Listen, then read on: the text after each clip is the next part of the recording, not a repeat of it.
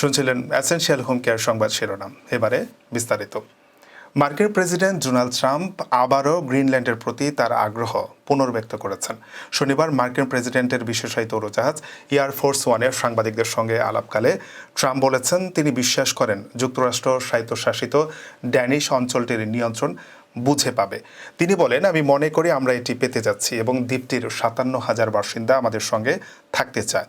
Trump এমন সময় এই মন্তব্য করলেন যার কয়েক ঘন্টা আগে ডেনমার্কের প্রধানমন্ত্রী মেটে ফ্রেডেরিকসেন ট্রাম্পকে ফোনে স্পষ্ট করে জানিয়েছেন গ্রিনল্যান্ড বিক্রয়ের জন্য নয়।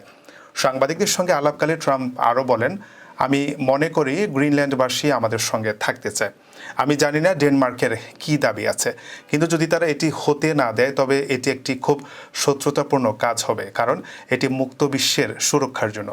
2019 সালে ট্রাম্প প্রথমবারের মতো গ্রিনল্যান্ড কেনার প্রস্তাব করেছিলেন এবং তখন থেকে তিনি এই অঞ্চলের নিয়ন্ত্রণকে আন্তর্জাতিক নিরাপত্তার জন্য একটি আবশ্যকতা বলে মনে করেন। তবে গ্রিনল্যান্ড ও ডেনমার্কের প্রধানমন্ত্রী উভয়ই আগেই বলেছেন দ্বীপটি বিক্রয়ের জন্য নয়।